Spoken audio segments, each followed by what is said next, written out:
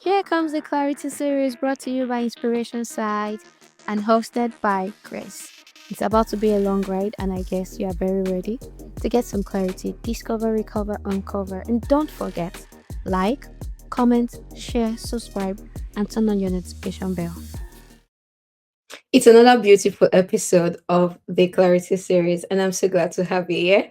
My name is Grace Oluwabusola Okikiayo, the privileged lead of Inspiration Site, and I'm going to be hosting the Clarity series. And today, I have a very interesting guest to address us this day, this morning, this afternoon, this night, whenever you're listening. And we're going to be talking about something regarding language. That's the hint. I guess you'd have seen it from the title of the video, talking about English language. And I don't know, but someone like me, I used to feel I can't study English. I speak English, but let's just leave it at that. Or even if I'm going to like study English, it's going to be speaking English, not literature, comprehension, composition. Anyways, I think I'm giving too much, but I'm going to be bringing our guest upstage, and I have no doubt like you're going to enjoy this session with him. He's such a great person. All right, so let's have our guest. Finally, he's here. Oh no. Um, Hello, good Hello, so good afternoon. to have you here. Good Thank afternoon. you. Thank you. All right, so you're welcome. And so there, people, we have Mr. Olonade Phillips in the house Thank you. this day.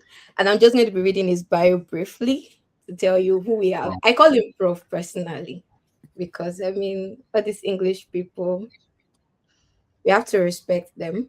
So Phillips Olonade is an English language educator, test preparation specialist, and academic researcher with a strong focus on language variation and real world language use.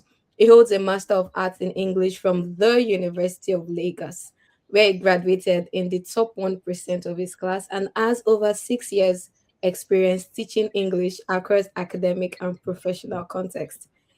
Phillips currently works as an IELTS and TOEFL instructor and is the founder of Test Ace Preparatory Center, where he prepares students for international English proficiency exams and higher academic pursuits. He is an IDP trained instructor in speaking and writing and has helped numerous candidates navigate IELTS requirements for study, work, and migration. His academic interests lie in sociolinguistics, Nigerian English, and language change, with ongoing research into language, attitudes, and variation. Passionate about clarity in education, Phillips is committed to demystifying English as a discipline and guiding students toward informed academic and career choices. With that, I present to you Mr. Phillips Olonade. You're welcome. So good to have you. Thank you very Um, much. I don't know. The I'm last fine. line just really fits into what we want to do, bringing clarity, demystifying a lot of things about language. So I was saying earlier on before I brought you on stage that I don't see myself as somebody that would study English. I don't know, but I heard you. personally, yeah, like I speak English, right? I mean, I want to be better at speaking English, but studying it Yeah. as a course, I'm like, I don't know. It's going to feel difficult. I don't like composition. I don't like comprehension. I don't like literature. But when it comes to oral English, at least in secondary school level, I was very good. My teacher, I was very good in transcribing, like writing words in like the sound format. I was very good. So yeah, that's why I call you prof. Sometimes I'm like, yeah, you studied English. So let's start from here. Well, Why did you choose English language as a course? uh, there is a straightforward answer, and that's the fact that I'd always been good at English. I was a good writer since my junior secondary school days. My favorite subject, even as a kid, was dictation. I enjoyed spelling, and I kind of envied Akila in the movie Akila and the Bee. I was good at English. I love to spell, I love to transcribe, I love to talk, I love to write. So I didn't want to go for something everybody knew, like mass comm. Yeah. I wanted something theoretical, something that specifically um, represents my strengths. So I went for English. Oh, Ironically, many of my friends wondered why, because usually you should go for a professional course, isn't it? yeah. But I just liked English and I went for it. That's, I don't know, that's unbelievable, but yeah, it is what it is. And I'm grateful that, I mean, you could pull through from bachelor's degree into master's degree. That really shows like how solid your interest and the prospects you could see in English language. So like, as a student now, what was it like being an English language student? Your fellow colleagues in okay, so yeah, fun fact, no, not fun fact, true fact, I did this BSc at Obafemi Awolowo University. I hate to agree, but like they say, Pretty fair. Obama University. Yes, I will just owe your It's story just because I know OAU people will cool. come for me. Well, there's nothing to deny. It's the greatest school in Nigeria. Yeah, we're So not there's no need back to to, English language. We are not doing that today. Back to English.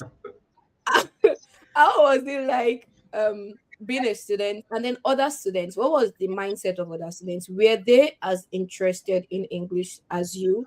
Did they see prospects like furthering and like really making a career or a life out of an academic background in English language? um it was weird at first because Mm. from the school I attended, it was more or less like a department for the rejects. Ooh. People who applied for law and could not get into law were redirected to the English department. Also, OAU at the time did not have a department for mass communication. And people who wanted mass comm decided to apply for English instead. Because Mm. when you study English, you could always work in the mass media industry. So it was a bit weird because many of the people I met were not passionate about English. They were more or less like, okay, let's just take it. That's what we're given. In fact, I knew people who took it but planned on, still going for a different course in the future. People who Mm. studied English and wanted to still go on to study law, um, or go on to study mass comm in a different school. The point is, it was weird at first, and it was difficult to be passionate in a place where the average student saw it as just I'm passing through. It's not just necessarily something I love. So Wow. yeah, I've not met so much of like English language students, but I think I can relate to them being that way that, oh, it's just they gave me, let me just do it and then I'll switch over into doing something else.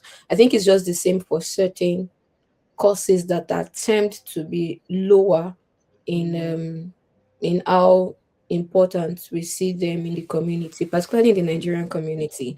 I don't know, but I really feel that even as a parent, if you go tell your parent that, oh, I'll study English, they're going to be like, eh?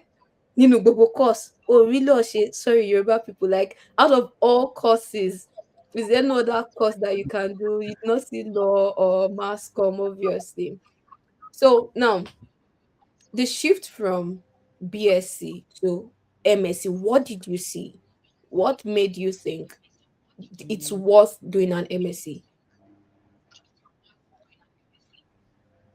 um, I think the primary motivating factor was that I wanted the goal has always been to be a lecturer. I Yeah. want to lend my voice in the current conversation on Nigerian English and how Mm. it can be accepted as a standard variety, not just outside, but even in Nigeria. And the master's program was just one step in that direction or another step in that direction. But at the end of the day, it became not just another step, it became what it should be, a learning experience. I learned things that even as a degree student, I did not know. And it was amusing considering that you think, I studied English in the university, so I should know most of what English is about. But at the master's level, you find out that you only scratch the surface Mm. as an undergraduate. And well, I'm thankful that I took that step. I am. I'm thankful. Okay, so now you said something which I also read in your bio, Nigerian English. What is the Nigerian English? I never thought we had Nigerian English. I thought in the order and the hierarchy of English, Nigeria doesn't even have Yeah. English because like we were it Wow. was like a language that we got from colonialization, and then it's almost like it's not our language at all. So how come we really have the Nigerian English? Um, well, for starters, we do have the Nigerian English, and it's been a theme for decades. Mm, Um, Many studies have been written on it, so it's amusing that it's not still very popular. There is this scholar, the average language student should know him, Brad Catchrew. He was the one who divided the different Englishes into three different circles or cycles. There is the inner circle, that's the British English, American, and Canadian. Those three, which is an inner circle not because it's better, but because those are the native speakers of English. Then mm, there is the outer circle that refers to people who speak English as their official language, but it's not their native language. For instance, mm, Nigeria, India, South Africa, it's not like the indigenous language to that nation, but yeah. it's still their lingua franca. It's their first language, and that's where Nigeria falls under. Now, the thing about Nigerian English is that every country that speaks English as a first language and does not have it as, as its native language, their culture or their experiences influence the language. For instance, as a Mm, Nigerian, if I say the word madam, what comes to mind is not the same thing that comes to mind when a British man hears the word madam. A British man yeah. just thinks madam is a respectful way to maybe refer to a lady. But madam in Nigerian English refers to a big woman, a wealthy woman, isn't it? Like a boss. Mm, So yeah. there are various examples like of that kind of vocabulary where you see various new words that are reflecting the experience of the Nigerian. So, Mm, and it's not bad English. It's just that we don't experience the same thing that the British experience. So we create words to reflect that experience. That's just one example. It applies even at the phonetic level, the semantic level, the grammar level, and so on. But the point is, Nigerian English simply refers to English as it is spoken by Nigerians. oh, English that reflects Nigerians' experiences. Nigerian. So in the way we don't properly speak our things, I think we now have to make people know that it's not wrong, that the way we speak as Nigerians is not wrong, because most people now come to say, "Oh, you're not speaking it well." English belongs to the British people. English belongs to the Yeah, it's Americans. not a mother tongue. Yeah, it's not a mother tongue, but like now it's our official language. Yeah, and it's ours. Yeah, it's ours. So I think we should now take pride in like this is ours. Okay, so to divert a Because bit. even the Americans don't speak English like the British, right? Yeah. They have a they have different vocabulary. For instance, they call Yes. pavement sidewalk. Yeah. Um, um, there are different examples. Even the Yeah. spellings, Short. program, Mm, WME, and then without the ME. So we should embrace our own peculiarities. That's the reason for Nigerian English. okay. So is Pidgin English official, or does it have the prospect of being official? Um, People tend to mix up Nigerian English for Pidgin English. It's not the same. Firstly, let's just clarify that. Pidgin English Okay. is Pidgin on its own just means a combination of different languages, or a Wow.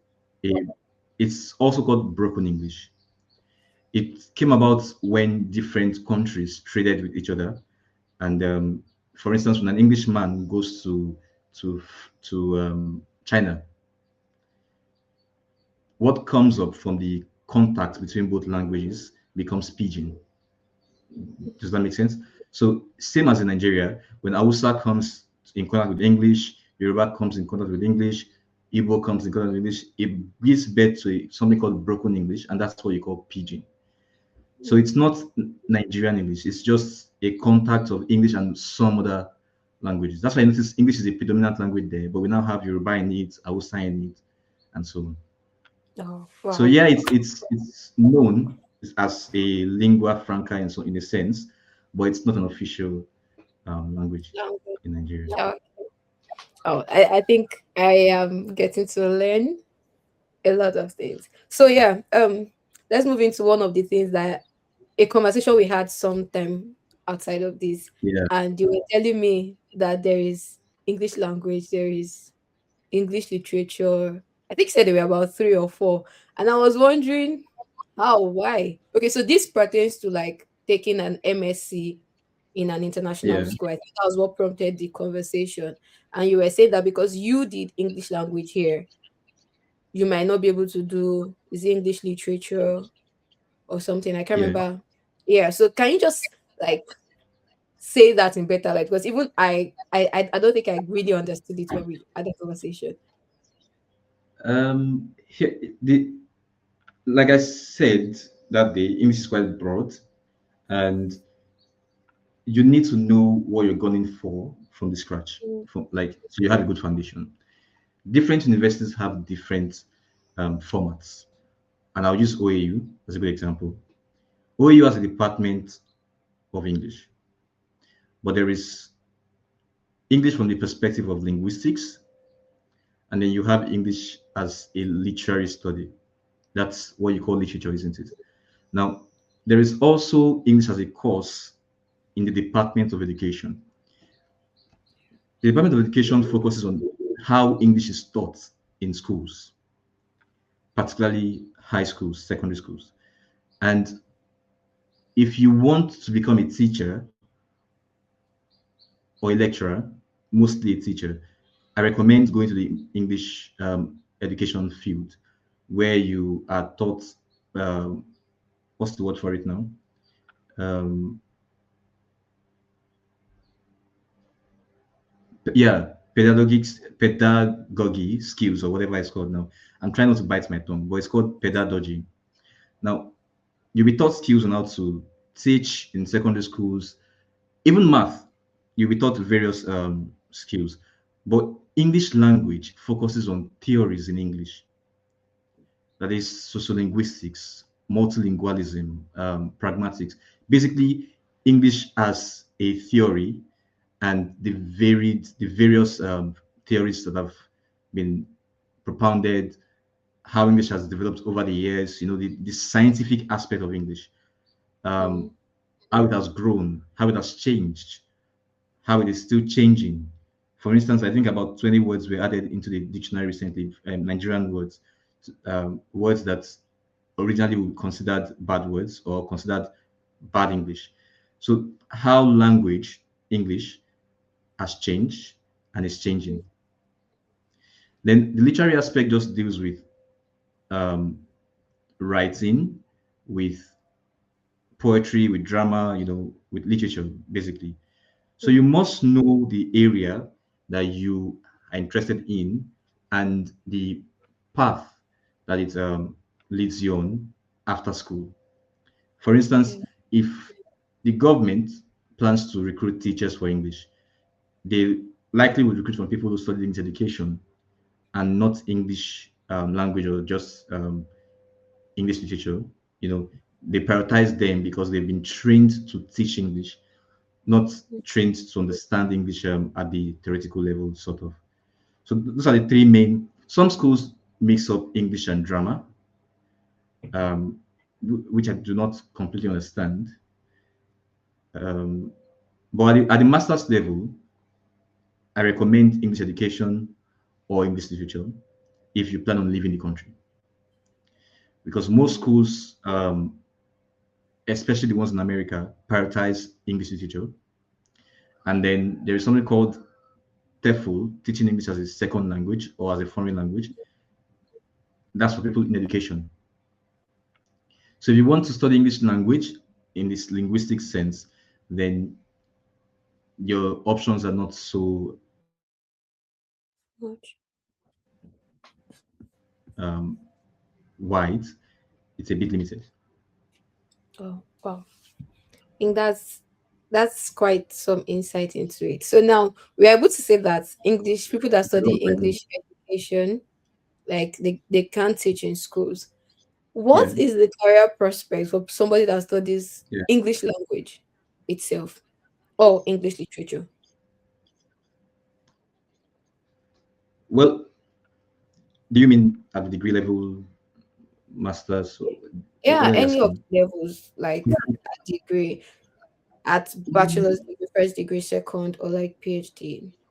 What where can they fit in, especially aside lecturing? The thing with studying English is that you need to be honest with yourself and maximize the skills you learn in school. One of the things you're taught to do as a student of English is communicating. And most students of English end up there as writers, as on-air personalities, as analysts, as editors. Um, Now, that's not to say you cannot work as a teacher as well. You can. I currently work as an IELTS instructor, and that's an area I think even people who study education struggle because as a student of English, you know the foundational theories and you know how to formulate, how to help people who struggle with English to improve. So, in a way, your options are varied, but that just boils down to your ability to single out the skills you've learned and apply it to fields. For instance, the communication, the editing, for instance, you're not taught, okay, hey, this is how to edit in school, but you're taught grammar, you're taught semantics, you're taught how to write properly, how to notice when something is wrong. You know the base. It's just like say someone studied engineering and you're taught the basic principles of movement, speed, and on and on. When you meet a problem, you can apply those that knowledge to that problem. So the same with English. If you understand English properly, there is nothing stopping you from becoming an excellent editor or an excellent writer. The, there are areas writers will struggle with that you as an student will not because you understand what is wrong and what is right. I think that that's it. You can apply to many fields as a student of English. You can spread your wings. Okay, so I think this is just to like give hope to people who probably were given English as a course or who are Give me. desiring. Yeah, we're giving. I think that's the Nigerian face, the Nigerian phrase. Some Nigerian students will like tell you like, is it that the family gave you, or oh, is that family chooses it for you, or the school gave you?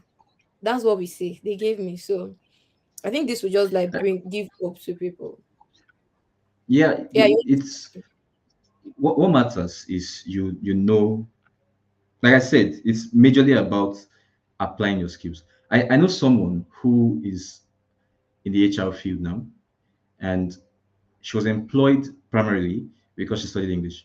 Of course, she has HR certification now, but because she studied English, the company was like, we need someone who can effectively communicate our goals to the team and ensure that the team understands and knows where we're standing and where they are.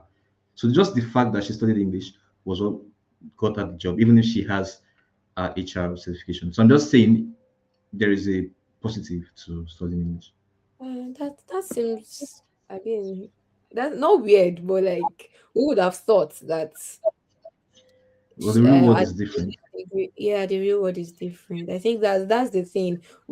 I as at the day of recording this, I made a post about like the unreal expectations we have about certain courses we study, and I think this is one of the things like you think because study English like it can't fit in anywhere, it can't fit into HR in the case of this person, but then practically and in real life, that English is the reason why she's of a better choice for the organization and for a real sensible reason. I mean, the reason they gave is very logical. It makes a whole lot of sense that visions should be communicated.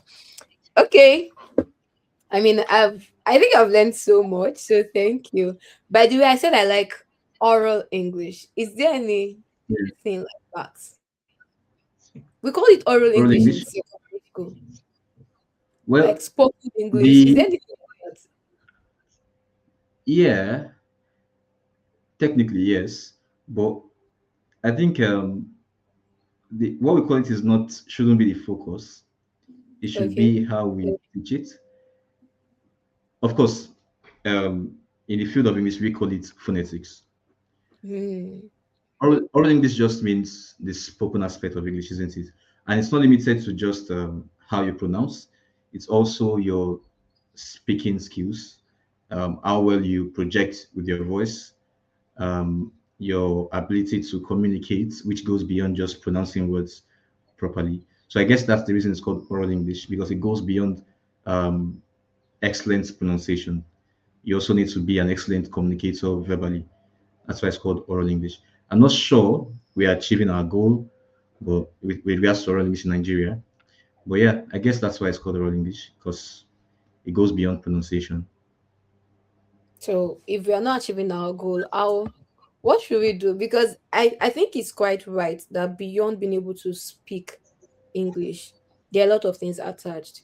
I mean, I've met Yeah, people who would say things like, oh, they don't really know how to speak English. But it's not about speaking it, it's more about the communication or the emotion, being able to pass across the information correctly, even in the few words you probably know if you are a yeah, non-English speaker officially.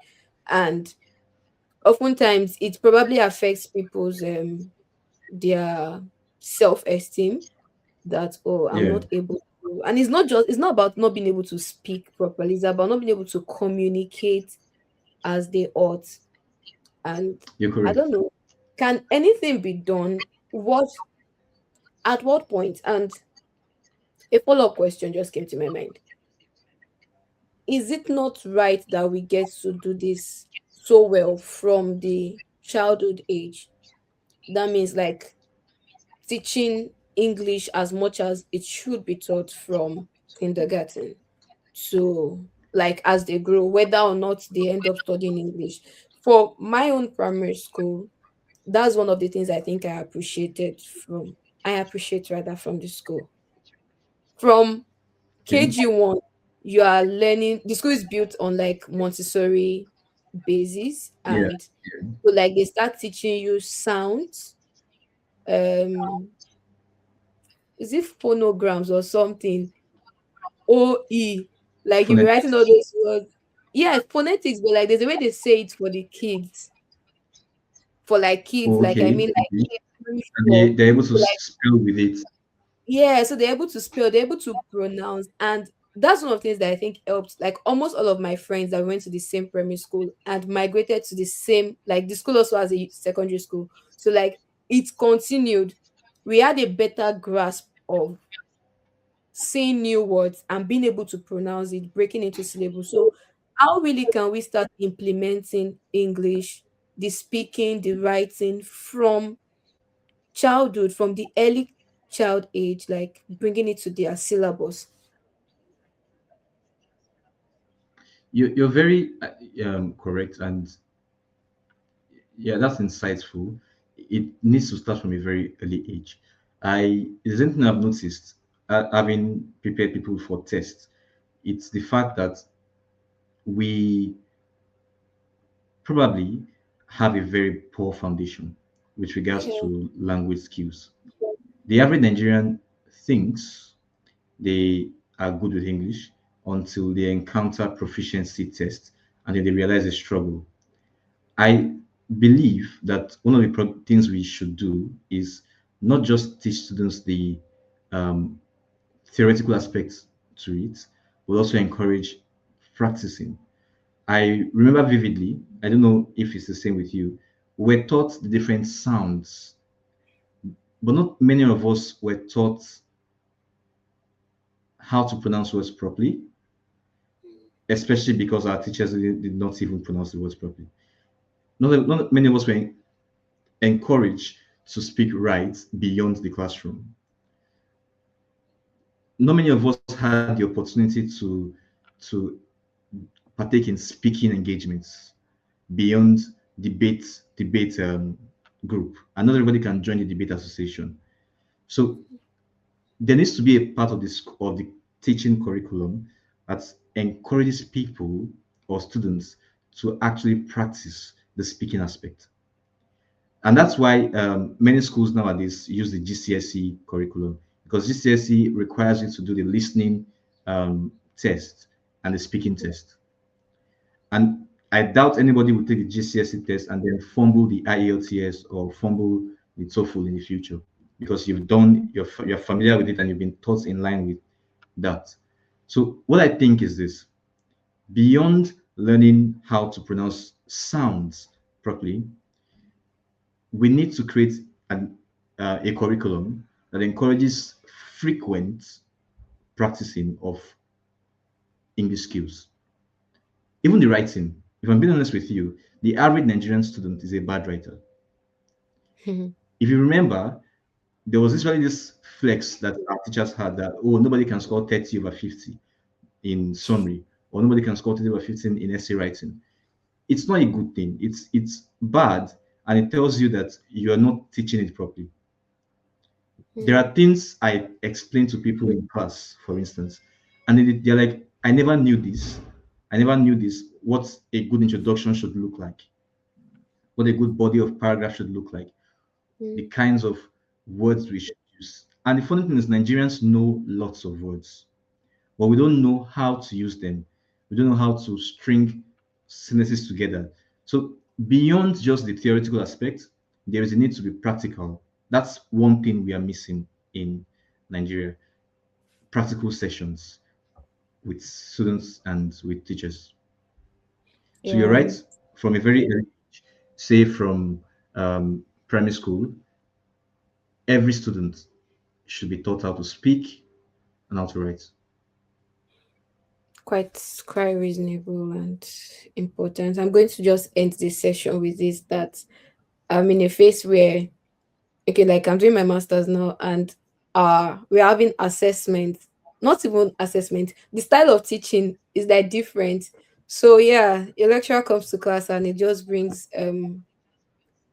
maybe like a problem, a real life problem, and it's just like, you know what, just read through it, think about it, and then criticize it critically. And there comes the problem, because some people are unable to, they understand it, they cannot Yeah, interpret it, express. they they cannot express.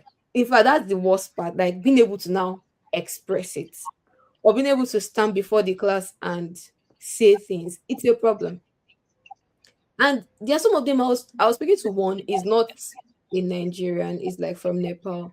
And I'm like, talk, and it will just give me the head nod, and it's like, I know it, but I can't talk. I can't. And I'm like, don't do, you can't talk. That was in class. Now we're having assessments, we're like presentations all through. And I started thinking, like, how would this guy cope? Because it's not a matter of he doesn't know it. It's a matter of, how can I speak? How can I express myself worthy enough to get the grade of the lecturer, and to like Yeah, prove to the lecturer that I did my research, I did my findings, I understand this thing, I can justify. And that part is probably being left out, especially maybe from Nigerian education system, that, I mean, it's just what I teach you, just pour it down for me. They probably and sometimes I don't think express, they don't give you the chance. Some our curriculum or style of teaching doesn't like help students maybe like present, except if your course is more of like the expressive type of thing. But if not, you're just, what I teach you, just write it back for me. And a lot yeah, of things just seem wrong. one of the things I do for people like that is I encourage them to engage in group discussions. Mhm. Sit with your friends who are on that same task or have a similar task, and then hold informal conversations. When you hold informal conversations, there's less pressure, there's Mm. less tension, and you're able to express yourself and receive corrections. Now, Yeah. the reason you're doing that is not just for the fun of it, but because when you do something a lot with your peers, it translates subconsciously in a formal setting. Now, Mm. you may not be perfect at formal speaking, but you would have at least crossed the hindrance of knowing how to express yourself. And of course, then after being able to express yourself, then you can now work on speaking in a formal context. But that person needs to start by engaging. You, what I've noticed this on social media a lot. I've seen people who are from different parts of the world. They just go on things like Omegle or TikTok and just turn on their camera, and then they meet random people from the country that they want to meet, and then they engage them. When you engage people, it helps you to improve your speaking skills. And that thing is, apart from the fact that you improve, you're listening to people, you're hearing how they talk. And that's why I tell people that I wasn't born a proficient writer. It's because I read books. When you read books, you see the different styles. You see Shoika's writing style, you see Chinachibe's writing style, you see different writing styles. And subconsciously, you develop yours. So the same applies with speaking. When you engage people who are better speakers than you are, you unconsciously learn. And then you find yourself using words that you've heard somebody else use, using techniques that somebody else has used. So I think that's what that person needs to do. They need to talk to more people who will not mock them. Yeah, yeah. That last one is very important. Okay, so we'll just Yeah. move a little bit to yeah, we move a little bit to like the last section for this, and that's about what you do. Um, Okay. you're an IELTS and TOEFL instructor, so I just want us to unpack that. I have never written either of those. I don't think I want to because personally, yeah, I have. I'm. How would I put it? I'm not scared of my understanding of English. Like I'm not scared. If you to speak, I will talk. I will say what I can say, and to a reasonable extent, I know. Okay, yeah, I speak quite well to a reasonable extent. But I've heard people, and I write quite well, at least reasonably, and I like editing. I mean, I like proofreading things also, just to make sure that I know more and like I'm able to like do so well in grammar. But I've heard people say IELTS is you would think you are good and then your score is just giving you one TOEFL. And for the cost of these exams, for everything, like it's something that is very important. Yet people fail. So in the course of you teaching people, first thing, what's the meaning of IELTS and TOEFL for people that don't know? What countries do they apply and what exactly are they used for? Okay. IELTS means it stands for International English Language Testing System, and then Mm, TOEFL means Test of English as a Foreign Language, and those are just two of several standard tests. There is SAT, there is the GCSE, there's this what's this one again? There are many of them. That's the point, and they simply test your proficiency in English. Now, the truth is this: most people have a form of education in English, and what they lack is structure. mm, Even personally, I used to work as a writer and editor primarily, and I thought I was good as well. I was good. I feel like I was. But when I started preparing people for these tests, I realized that there were things about the test that actually made me better. There were things that gave me an edge, which when compared to my friends who also studied English. But the truth is, structure helps. It's like knowing the periodic table. This is a loose example. It may not be the same. It's like knowing the periodic table, and knowing that when you mix this and that, you get this. When you mix that and that, you get that.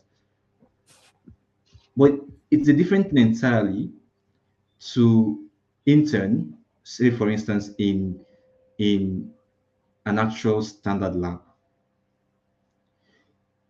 You may be a genius, but when you get to the lab, you learn things that go beyond just the theoretical aspect to science. The same applies with IELTS. It goes beyond just the theoretical knowledge that you have. It requires you to apply it to real world scenarios. And that's the actual problem people face. Most people who can speak English struggle to begin speeches, for instance. Not everybody knows how to start a response to a question. Not everybody knows how to develop a paragraph. For Mm, instance, I know someone who is a very good writer, and when she came for the tutorial, I went through her paragraphs. I noticed she was making a bad mistake, which is the fact that she always mentioned multiple ideas in just one paragraph. Now, mm, while that seems basic, it's wrong. You should have just one idea in a paragraph and develop it with supporting details. And that's the reason you read books, actual popular writers, and you feel like you have to read that paragraph twice to understand it. And that's because the person overloaded that paragraph. Sometimes people write and they write just one sentence for 3 lines. It seems basic, but when you write 3 lines long sentences all the time, your write up becomes too difficult to understand. And the shorter your sentences, the easier it is for someone to follow you. Like there's a lot to unpack, transition words and co. But these are things we know, but we don't know the importance of them, and then it affects our score. mm, The same thing with listening. When you watch movies, you feel like, oh, I understand the British accent, I understand the Canadian accent. Then you get to the test and you fumble. It's because we are in a different setting. We we have to listen to the recording once. We have to not just listen, but answer questions simultaneously. We also have to take note of key details. And this is not something we are used to. Most of us just listen and we answer with the way we understand. But it goes mm, beyond that. You have to comprehend. I saw a post on Instagram yesterday, or was it today? Someone saying that English is simple and all you have to just do is read. And then I saw a comment that made me so happy. So I decided not to comment at all. The person said there's a huge difference between reading and comprehension. mm. And comprehension is not something that's so easy, especially when dealing with literary works. So, in a nutshell, these tests do not test your knowledge of English alone. They test your ability to communicate, and not everybody is good at that. Oh, that's quite necessary. So, yeah, most people believe it's people that want to like, no, obviously it's people that want to travel abroad, that want to leave Nigeria or like leave a non or not, Yeah, that want to leave like a not so official English speaking country to another, yeah, to an English speaking country that writes exams such as this. So most people primarily think it's for school purposes. Like maybe you want to go start your BSc there, your your master's or PhD. Yeah. For what other reasons? And from conversations you've had with people, do people feel this is really worth doing? Like, I want to come to your school and you are telling me to go and write an English test. Do people have a sense of understanding why these schools request for this test really? most people do not. Excuse me. Most people do not. They just see it as another step to take in their pursuit to go abroad. Mm, But the truth is, if you've worked in the academic setting for a long time, you will understand the necessity for this step. mm, I have been in scenarios where I meet graduates who struggle to who finish with the first class or a good 2-1, and they Yeah. struggle to speak or to even write. Now, Mm. if schools abroad just say, okay, this person has a good result, and then we should give them admission, they end up discovering that when they come to the country, even if they have a first class, they still struggle with basic English. Yeah. And because they cannot necessarily vouch for how good your school is or how valid your results are, in a sense, the best way to prove that you are a proficient student, or you're a good student, is to Mm. take a test. Mm. For instance, to give an example of the assessments that are oral, imagine a student who is not good with English and is in that particular situation. How would the lecturer score them well, and won't they be accused of discriminating? Yeah. Yeah. So I feel like it's a blessing in disguise. Mm. If you plan to study abroad and you're not so good with English, being told to take a test does two things. It encourages you to go improve on that skill. And Mm. then when you improve on the language skills, it helps you beyond school life. I think Nigerians are generally people who are lazy with language learning. Even as English language speakers, we look down on English. In the university, in secondary school, we're like, it's just English. And then when we do badly, we wonder why. So I think people do not understand the value of this test. But those who take the test, those who prepare for the test, notice changes in how they communicate. They notice improvements in how they write. And Mm. even if they don't publicize it, it is true. There are improvements. Personally, I know people who studied English and are still bad at this test, or they failed the test because they did not work on their communication skills. Yeah.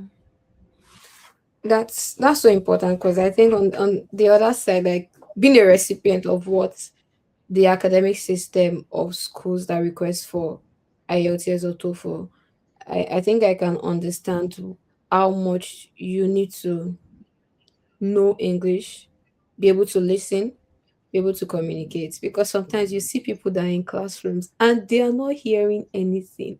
Like Yeah. a 3 hour lecture and you really can't even pick what the lecturer is saying. Like, excuse me, sir, it's like you are just doing and the person is speaking normal English. And like you said, they expect that you come into the school, you understand English. And then there's a problem of you not at the end of the day probably wasting the time of coming to learn because you don't even understand what they are saying first. And yeah, I think it's really just important. I really do hope that people get to see more value for the course. I really do hope that people get to see more value for the course and shy away from the. By the way, how expensive is it? Let's even like Do talk you about mean that. the IELTS test? Yes. Uh, well, it varies from country to country, but it is expensive, and that's why I tell people to take tutorials, because um, for the average Nigerian, it is difficult to raise 279,000 naira. That's even for the normal one. For the UK IELTS, which is different, you have to pay 290 something thousand. I can't remember. I think it's 290 something thousand, maybe 295 or thereabouts. So it's expensive. I know somebody who has written the test, I think 4 times now, and it is astonishing. It's astonishing. It's beyond me. I, I, I I probably should sit her down one day and ask what's wrong, because this is a bit personal. Well, you know, I prepare people for this test. Yeah. You're my friend. Mm. I literally could prepare you for free. That's how close we can be. Why would you take the test 4 times and fail 4 times and not take any tutorial? Mm. Like you should know already that there is something wrong here that needs to be fixed. And that's just one example. There are different people in that situation, and it's an ego thing. They don't want to learn English because they see it as just English. But you keep failing. It's not amusing. So the Yeah. point is it's expensive. And I recommend that why not just spend the additional, say, 50K, 80K, 100K, whatever, Take the and know you're course, taking it the tutorial. Mm. and just take the test once. It's an expensive test. Even I took it as well, and even as a teacher, I prepared thoroughly. That's how Mm. um, demanding it can. That's of course depending on your target band score. If your target band score is 5.5, 6.0, you could always just watch a few YouTube videos here and there, and you'll achieve it. But if your goal is to get an 8.0, 8.5, 7.5, it's difficult to get that on your own. You need help. Excuse me. Help. You need help from someone who knows about it. That's very, very serious. I really do hope that first thing people that want to do it get to like get the financial provision and the knowledge they Yeah. need. Like seek the right help. I remember I think we once had someone that was like, oh, she wants to do this, and I was like, go on, and she was like, she would just pay somebody off to do it, or she just gone. Then I was like, have you heard this? The way people rate this exam, like it's no jokes. Like, why not do the right thing and get it done once? Not that you have to like not a She reoccurring said thing you that you have. paid so much. Yeah, that was actually amazing. You Can now you it's find not out? just I want to know if she did. okay. The thing didn't post through, right? But aside the test now, this is another Yeah. thing that it's just like when you say you want to do work and you're supposed to like go to school, and some people are like, just come to us, you pay us, and then we'll Yeah. write the exam. Yeah. There are Yeah. some, I don't know if I should call them agencies or organizations that do those kind of things. Yeah. And somehow, Nigerians or humans sometimes want to go for the shortcuts, the so-called fast routes, not minding their integrity, not minding that even if you get this, it's wanting to get the score on a paper, and then it's wanting to be able to defend it at the end of the day. Because it's Right. not the person that writes it for you that would be in the class or be in the workspace where you submitted the results to. So I think she once mentioned that, but yeah, the entire processing didn't go through. So I think she did not end up writing She needs to the be very careful. It's not like where if you're caught, you just have to retake it the next year or something.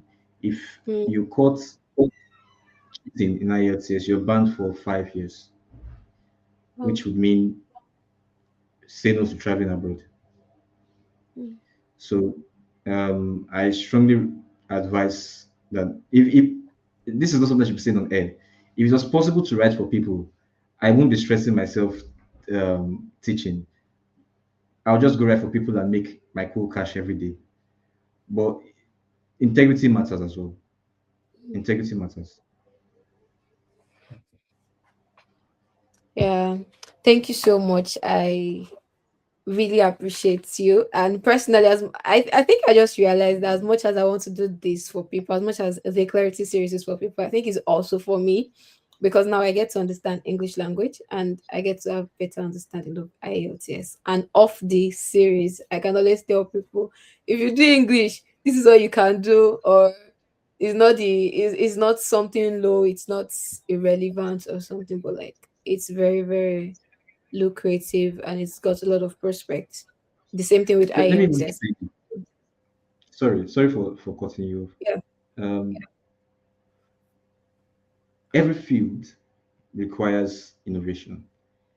There is no field that you don't need to compete to excel. Mm, I remember when I just finished from school, the most people went straight to teaching in secondary schools. And I was one who told myself, no, I cannot settle for this. Now, what I advise people to do is meet someone who has done it and get a blueprint. There are yeah. exams I wish I took when I was when I was in school, like getting a GCSE certification, like getting a TOEFL certification, learning how to use learning management systems. These are things that will make help you get jobs even at the international level. So it's less about the course than Mm, about being intentional. mm, You need to know someone who has gone through that journey that you're about to go on and know the mistakes they made and mm. avoid them. So what I'm just saying is please have someone that you can always ask questions beyond just this conversation. Yeah, yeah, that's very important. Have someone, have a role model, a mentor, a senior colleague, or somebody. And thank God for the social media space. You can always reach out to people online that, oh, I see that you did Thank you. this. LinkedIn. Yeah, LinkedIn. I see that you did this or you are doing this. I would like to know more. And oftentimes there are a lot of good people that will be willing to share. Even Yes. sometimes you don't even need to enter people's DM. Sometimes just make a post that you need clarity on this. Some people are kind enough to like pass out comments or tag or refer you to someone that they know is doing That so can be well. of help. Yeah, that can be of help. So thank you so much, Mr. Olonade Phillips. Thank you for Yes, thank you. being a wonderful guest on TCS. We're so grateful and we wish you so well in, I mean, I call you prof, so in your PhD, there's, do you people do One day. postdocs? These times people do postdocs. So if you don't do postdocs, my PhD professorship, emeritus professorship, any level you are going to, we wish you Let's so take it well. one day. And Thank you very much. it's I out appreciate it. there that your organization, Test Is Preparatory Center, also um, makes great impact and puts out the right word and like produce quality individuals in their success in teaching English tests and in life generally. Thank you so much. We do hope that if we have people, we're able to also refer them to you for clarity about English and anything. All right. Thank you so much, everybody. Thank you You can for, always yeah. Thank you, everybody, for staying tuned to the end. Watch us for the next episode of TCS. Bye for now.